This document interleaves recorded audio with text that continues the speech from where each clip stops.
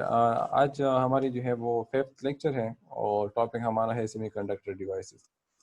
इससे पहले हमने कुछ सेमीकंडक्टर डिवाइस स्टडी आउट की थी जिसमें हमारे पास पावर डायोड हमने स्टडी आउट की थी। उसके बाद वो थायरिस्टर हमने स्टडी आउट की थी डिटेल के साथ, थायरिस्टर किस तरह ऑन होती है और उनके फायरिंग सर्किट किस तरह होते हैं। फिर नेक्स्ट टॉपिक हमारा था GTO gate turn off thyristor, वो हमने डिटेल के साथ स्टडी आउट की। उसके बाद पावर ट्रांजिस्टर भी स्टडी कर लिया, पावर मॉसफेट भी स्टडी कर लिया। सो ये हमारे पास कुछ सेमीकंडक्टर डिवाइस थी जो हमने स्टडी आउट की थी। नेक्स्ट हमारे पास जो सेमीकंडक्टर डिवाइस है उसमें से है हमारे पास डायरेक्ट हमारे पास सेमीकंडक्टर डिवाइस है, इसको हम स्टडी आउट करेंगे। और फिर हमारे पास ट्राइएक सेमीकंडक्टर डिवाइस है, इसको स्टडी करेंगे। IBGT ये भी एक सेमीकंडक्टर डिवाइस है। और फिर हम एप्लीकेशन की तरफ आएंगे तो हम हाफ वेव रेक्टिफायर सर्किट और फुल वेव रेक्टिफायर सर्किट या ब्रिज रेक्टिफायर सर्किट इसको स्टडी आउट करेंगे। सो ये आज के हमारे 5 ऑब्जेक्टिव है जिनको हम डिटेल के साथ ओवरव्यू करेंगे। सो स्टार्ट लेते हैं हम डायरेक्ट से। सो डायरेक्ट एक्चुअली इसको हम कहते हैं डाई अल्टरनेटिंग करंट। ये एक्चुअली हमारे पास होता क्या है, डायरेक्ट हमारे पास एक्चुअली अगर हम दो डायोड को एंटी पैरेलल कनेक्ट कर ले तो इससे हमारे पास डायरेक्ट बन जाती है। मीन कि इसमें हमारे पास इसकी जो स्ट्रक्चर होती है इंटरनल स्ट्रक्चर, वो हमारे पास कुछ इस तरह से होती है जिसमें हमारे पास PNP और बीच में से हमारे पास N की जो है वो डॉपिंग हो चुकी होती है। सो ये दोनों डायरेक्शन में कंडक्शन करती है। फॉर एग्जाम्पल अगर A1 पॉजिटिव हो जाए और A2 नेगेटिव हो जाए तो करंट जो है वो हमारे पास PN और PN से फ्लो कर लेगा। लेकिन अगर A2 पॉजिटिव हो जाए और A1 नेगेटिव हो जाए तो करंट हमारे पास PN से फ्लो कर लेगा। इट मीन कि हमारे पास जो डायरेक्ट है वो बोथ डायरेक्शन में से क्या करता है, कंडक्शन करती है। बिकॉज एक्चुअली हमारे पास दो डायोड्स होते हैं जो मतलब इसको हम जो है रिप्लिकेट कर सकते हैं किससे, ऐसी सर्किट से जिस सर्किट में हमारे पास अगर दो डायोड कनेक्टेड हो और वो एंटी पैरेलल हो। तो जब पॉजिटिव साइकिल आएगा तो एक डायोड कंडक्ट करेगा बिकॉज वो उसके लिए फॉरवर्ड बायस होगा, और जब दूसरा साइकिल आएगा तो दूसरा डायोड जो है वो कंडक्ट करेगा for the negative cycle because वो उसके लिए फॉरवर्ड बायस होगा। तो इट मीन कि डायोड दोनों साइकिल को क्या करेगा, एलव करेगा। इसमें जो डायरेक्ट है वो दोनों साइकिल को एलव करेगा। फॉर एग्जाम्पल अगर हम इसको इनपुट वोल्टेज देते हैं AC वोल्टेज तो हमारे पास इसका जो आउटपुट आएगा वो भी वही AC वोल्टेज होगा। इसमें से कोई बीच में से कोई वेवफॉर्म क्लिप नहीं होगी, ना बीच में से कोई ब्लॉकेज होगी, ना उसको वो ब्लॉक करेगा, बल्कि वो कंटिन्यूस उसको क्या करेगा, एलव करेगा। तो हमारे पास जो आउटपुट है उस पर कंटिन्यूस वही वेवफॉर्म मिलती रहेगी। इसको हम नॉर्मली उन एप्लीकेशन में इस्तेमाल करते हैं। फॉर एग्जांपल हमारे पास एक एप्लीकेशन है जिसमें से हम ट्रायक को कंट्रोल करना चाहते हैं। तो ट्रायक के गेट को कंट्रोल करने के लिए हम क्या करते हैं, हम एक्चुअली डायक को इस्तेमाल करते हैं। सो जो डायक है इसकी जो कैरेक्टरिस्टिक है वो हमारे पास दो डायोड की तरह होंगे। इट मीन्स कि हमारे पास अगर एक डायोड कनेक्टेड है और वो फॉरवर्ड में कंडक्ट कर रहा है तो इट मीन हमारे पास क्या करेगा, उसके कैरेक्टरिस्टिक फॉरवर्ड डायोड की तरह होंगे कि हमारे पास इनिशियली वो कंडक्शन नहीं करेगा, जब थ्रीशोल्ड वोल्टेज आ जाएगा तो उसके बाद जो है डायोड कंडक्ट करेगा। लेकिन जो रिवर्स कैरेक्टरिस्टिक होंगे जो कन्वेंशनल थायरिस्टर है उसमें तो जो नॉर्मल थायरिस्टर है, जो नॉर्मल डायोड है वो क्या करता है, रिवर्स में से रिवर्स वोल्टेज को ब्लॉक करता है। अगर वोल्टेज बहुत ज़्यादा हो जाए तो फिर वो ब्रेकडाउन रीजन में चली जाती है। लेकिन लेकिन यहाँ पर हमारे पास क्या होता है, यहाँ पर हमारे पास रिवर्स में से एक डायोड कनेक्टेड होती है बिकॉज ये हमारे पास एंटी पैरेलल होते हैं। तो रिवर्स में भी हमारे पास जो इसके कैरेक्टरिस्टिक होते हैं वो हमारे पास एक नॉर्मल डायोड की कैरेक्टरिस्टिक होते हैं कि वही हमारे पास क्या करती है, कंडक्शन करती है और वही उसकी एक ख़ास थ्रेशोल्ड वोल्टेज तक वो वोल्टेज को ब्लॉक करती है। और जब वो वोल्टेज एक्सीड हो जाए तो उसके बाद क्या हो जाती है, उसके बाद वो कंडक्शन स्टार्ट कर लेती है। तो इट मीन कि अगर हम इसकी कैरेक्टरिस्टिक्स को देख ले, हमारे पास जो कैरेक्टरिस्टिक है इनिशियली हमारे पास क्या होता है, इनिशियली हमारे पास वोल्टेज इंक्रीज करते हैं तो हमारे पास जो डायोड है वो ब्लॉक होती है। सो हमारे पास इसकी जो कैरेक्टरिस्टिक्स आएंगे वो हमारे पास क्या होंगे, अलग स्क्रीन मान लाइन सोक दगा سرچی دا څه دي سره دا خو مونږ ته نه ښکاري دي خو نو ډېر لایونه راغلل دا تاسو کې سوق دي کنه هغه دا کار کوي اوس یې ختم کړل. یا لکه صحیح لکه سره تاسو به چا سکرین شیر کړی وي هغه باندې به ایرو مېرو ځکه مساوي د لاسه کیږي. اچھا सो हमारे पास क्या होगा, हमारे पास देखिए कैरेक्टरिस्टिक हमारे पास कुछ इस तरह से होंगे कि हमारे पास डायोड जो है एक डायोड हमारे पास यहाँ पर कंडक्शन करेगा और दूसरा डायोड हमारे पास यहाँ पर कंडक्शन करेगा, बिकॉज रिवर्स में भी हमारे पास डायोड लगी होती है जो कंडक्ट करती है। तो इसलिए हमारे पास इसके जो कैरेक्टरिस्टिक आएंगे वो हमारे पास यहाँ पर भी आएंगे और यहाँ पर भी आएंगे because of the anti parallel diodes. तो इट मीन हमारे पास इसमें से दो डायोड्स एंटी पैरेलल कनेक्ट होते हैं जो दोनों डायरेक्शन में हमारे पास क्या करती है, कंडक्ट करती है। मीन पॉजिटिव साइकिल भी कंडक्ट करती है और नेगेटिव साइकिल भी कंडक्ट करती है। तो ये हमारे पास है ट्रायड। नेक्स्ट हमारे पास है नेक्स्ट हमारे पास जो टॉपिक है वो है ट्रायड। अब ट्रायड हमारे पास क्या है, डायग में हमारे पास two diode anti parallel connected थे। ट्रायड में हमारे पास टू एंटी पैरेलल थायरिस्टर लगे होते हैं। मीन्स हमारे पास अगर हम इस डायग्राम को देखें तो हमारे पास ये एक थायरिस्टर है, ये दूसरा थायरिस्टर है, ये दोनों थायरिस्टर एक दूसरे के साथ एंटी पैरेलल कनेक्टेड है और इसकी जो गेट है वो हमारे पास क्या हो चुकी है, वो हमारे पास कॉमन हो चुकी है।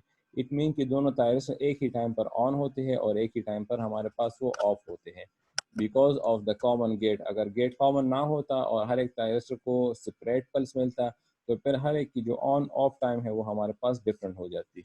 सो हमारे पास क्या होगा, जब पॉजिटिव साइकिल आएगा तो हमारे पास ये एक थायरिस्टर जो है वो कंडक्ट करेगा। फॉर एग्जांपल ये वाला थायरिस्टर कंडक्ट करेगा अगर हमारे पास A1 पॉजिटिव हो जाए और A2 नेगेटिव हो जाए। और अगर नेगेटिव साइकिल आएगा तो हमारे पास क्या होगा, ये वाला थायरिस्टर कंडक्ट करेगा। इट मीन हमारे पास जो ट्रायक है वो भी क्या क्या है, वो हमारे पास बाई डायरेक्शनल डिवाइस है। मीन हमारे पास दोनों साइकिल को वो इलव करती है, पॉजिटिव साइकिल को भी इलव करती है और नेगेटिव साइकिल को भी इलव करती है। लेकिन जो डायक है वो भी हमारे पास पॉजिटिव नेगेटिव साइकिल को इलव करती है। लेकिन डायक में हम क्या करते हैं, हमारे पास जो आउटपुट साइकिल होती है वो हमारे पास कंट्रोल नहीं होती, जबकि ट्रायक में हमारे पास जो आउटपुट साइकिल होती है वो हमारे पास कंट्रोल होती है। और कंट्रोल हम कहाँ से करते हैं, हम गेट से करते हैं। हमारे पास पॉजिटिव साइकिल भी कंट्रोल होती है और नेगेटिव साइकिल भी कंट्रोल होती है। फॉर एग्जाम्पल हम चाहते हैं कि हमारे पास जो आउटपुट वेवफॉर्म है वो 30 डिग्री से स्टार्ट हो जाए, तो हमारा जो पॉजिटिव साइकिल आएगा वो भी 30 डिग्री से स्टार्ट होगा और जो नेगेटिव साइकिल होगा वो भी हमारे पास 30 डिग्री से स्टार्ट होगा। सो हम इसके थ्रू क्या करते हैं, दोनों वेवफॉर्म्स को कंट्रोल करते हैं। मीन हम इसके थ्रू एसी वोल्टेज को कंट्रोल करते हैं। नॉर्मली इसको हम इस्तेमाल करते हैं इंडस्ट्रीज में जहाँ पर हम मोटर की स्पीड्स को कंट्रोल करते हैं। मोटर को फॉर एग्जांपल एसी वोल्टेज मिलती है और हम उसकी स्पीड को कंट्रोल करना चाहते हैं तो हम उसके साथ ट्रायक लगाते हैं और गेट के थ्रू हम ट्रायक के आउटपुट को कंट्रोल करते हैं और उस आउटपुट के थ्रू हमारे पास जो मोटर की स्पीड है वो हमारे पास कंट्रोल होती है। सो हमारे पास इसकी जो कैरेक्टरिस्टिक्स होंगे वो भी हमारे पास वही कि हमारे पास इस रीजन में एक थायरिस्टर काम करेगा इन द फॉरवर्ड रीजन और दूसरा थायरिस्टर हमारे पास रिवर्स रीजन में काम करेगा। ट्रायक हमारे पास उसकी जो ऑन कंडीशन है वो हमारे पास वही है जो हमारे पास थायरिस्टर के लिए है कि हमने इसको जो गेट पल्स है वो इतने टाइम के लिए देना है कि हमारे पास जो ट्रायक है वो जो है होल्डिंग करंट तक उसकी वैल्यू पहुंच जाए, सॉरी लेचिंग करंट तक उसकी वैल्यू पहुंच जाए। जब अगर वो उसकी जो करंट की वैल्यू है अगर वो लेचिंग करंट तक ना पहुंचे तो हमारे पास जो ट्रायक है वो ऑन नहीं होगा। तो इसके लिए भी हमारे पास गेट पर हम पल्स देंगे और उस पल्स की विड्थ इतनी होनी चाहिए कि हमारे पास जो करंट है वो लेचिंग करंट तक पहुंच जाए, तब जाके हमारे पास जो ट्रायक है वो हमारे पास ऑन हो जाता है। सो ट्रायक को हम क्या करते हैं, दोनों डायरेक्शन के आउटपुट को कंट्रोल करने के लिए हम इस्तेमाल करते हैं। ट्रायक की गेट पर हम पल्स देते हैं, एक पल्स के थ्रू हमारे पास ये वाला थायरिस्टर ऑन होता है, दूसरे पल्स के थ्रू हमारे पास ये वाला थायरिस्टर ऑन होता है।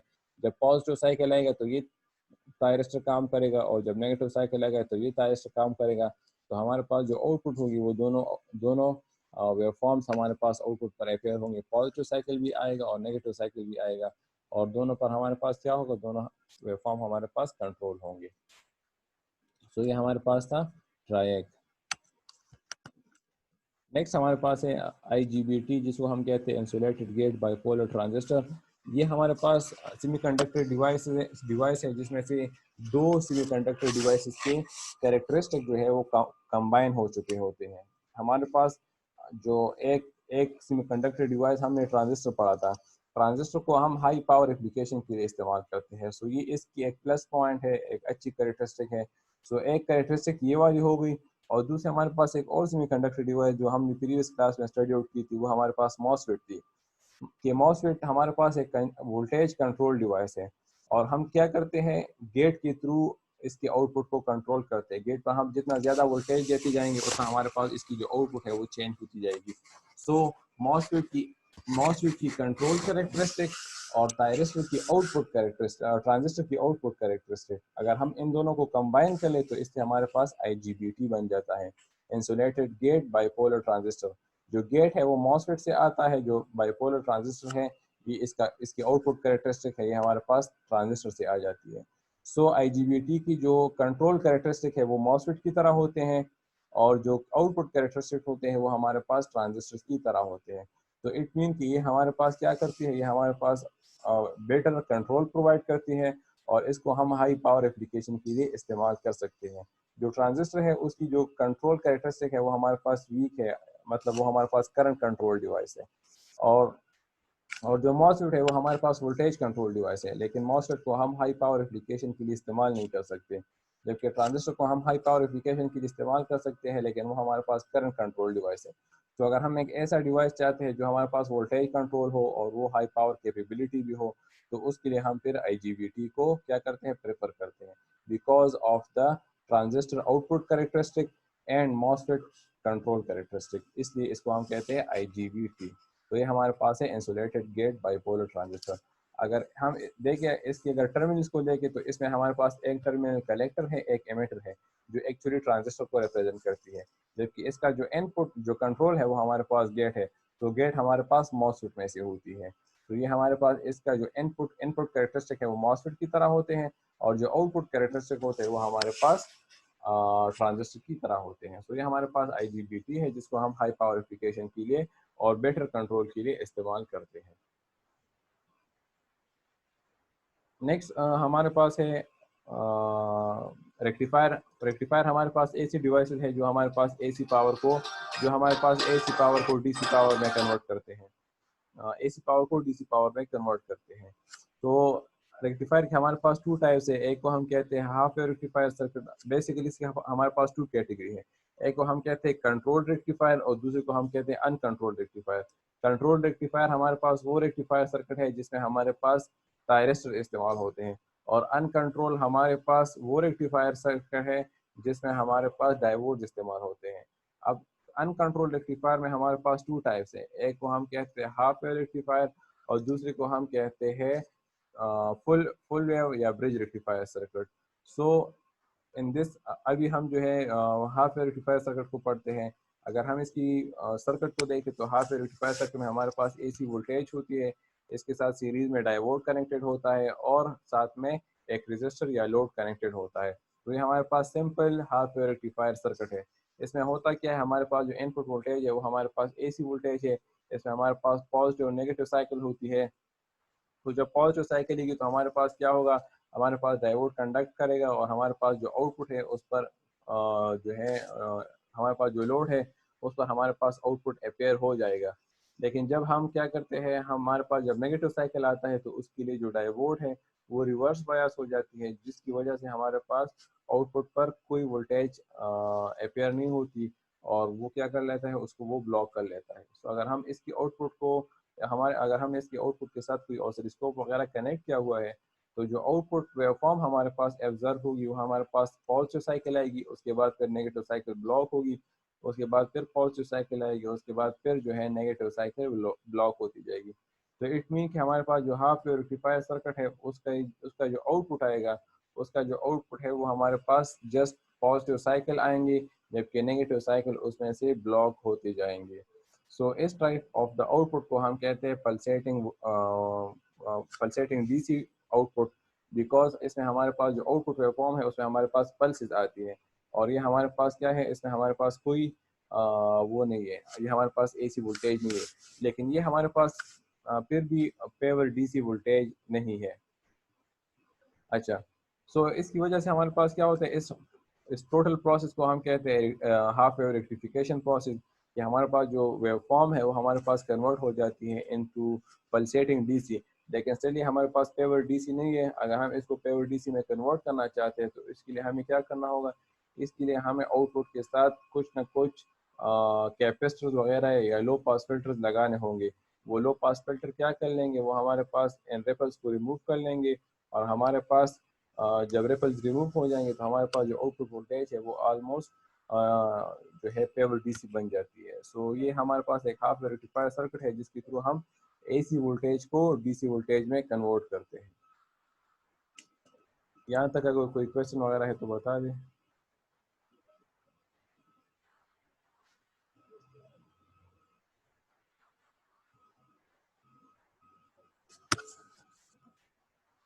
क्वेश्चन वगैरह था उद्देश्य बस वगैरह ना सर क्लियर है सर। हमारे साथ उद्देश्य वगैरह था।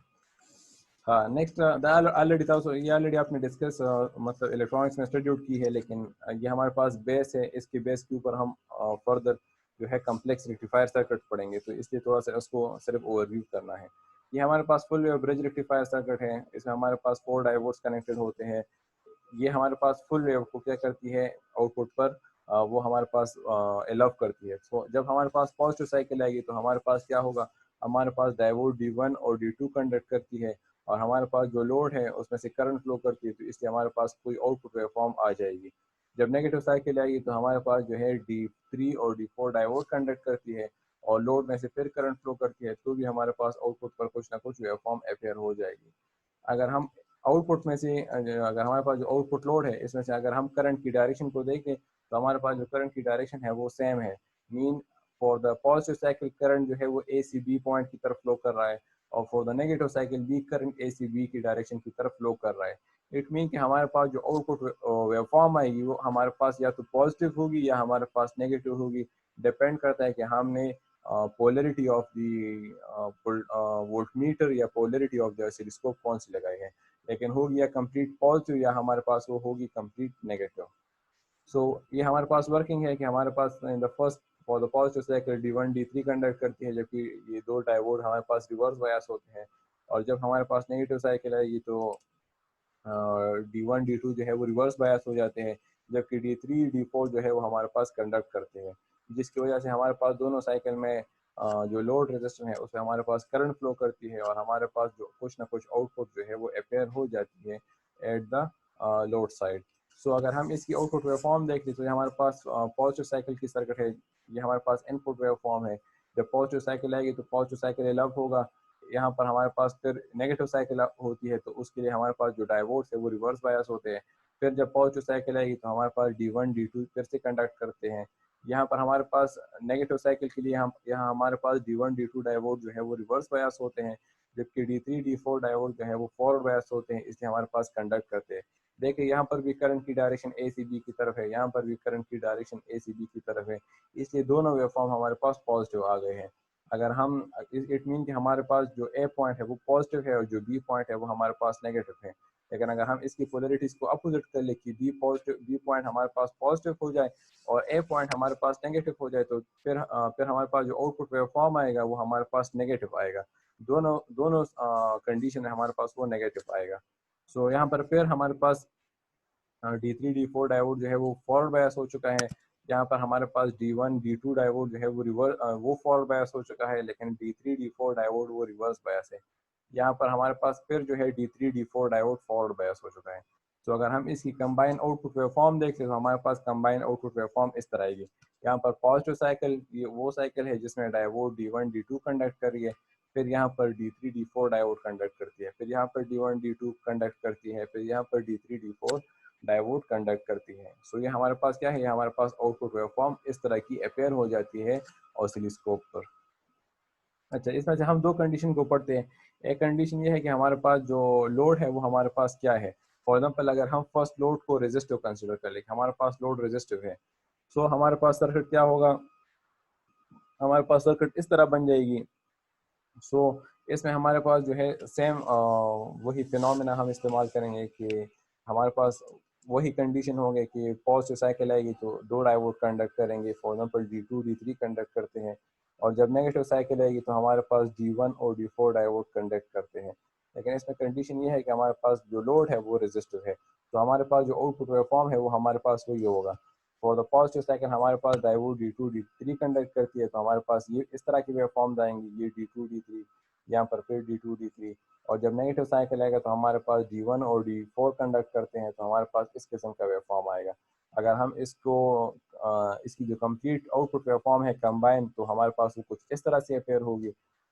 जो शेप उसकी है आउटपुट वेवफॉर्म की है वही हमारे पास करंट की भी होगी, और जो शेप वेवफॉर्म इनपुट वोल्टेज की है वही हमारे पास इनपुट करंट की भी होगी।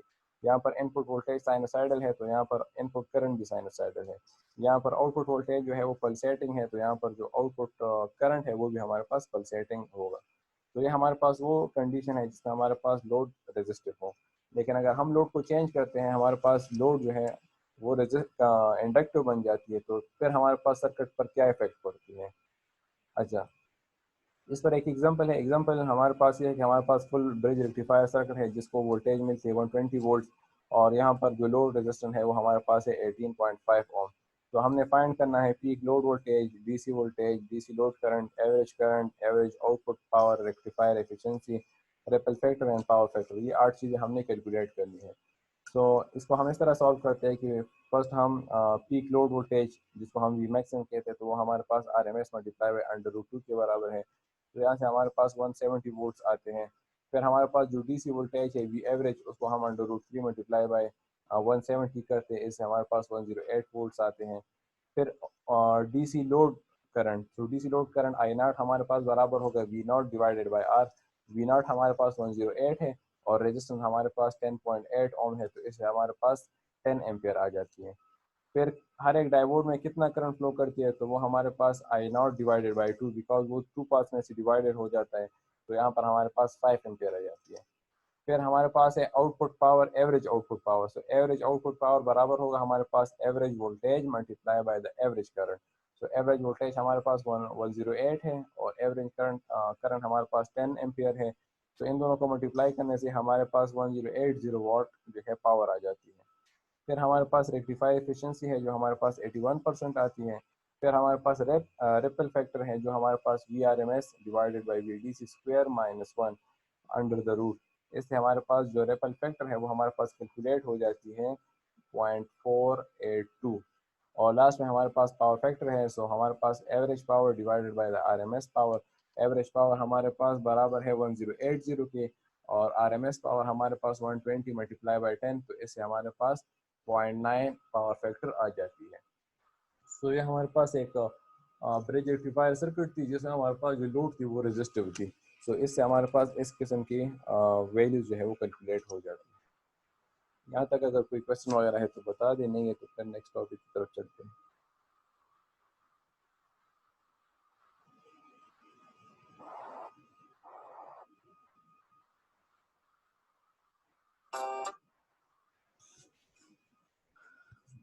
लेकिन मुड़ गया हो जल्दी हज़ार आती हुआ है।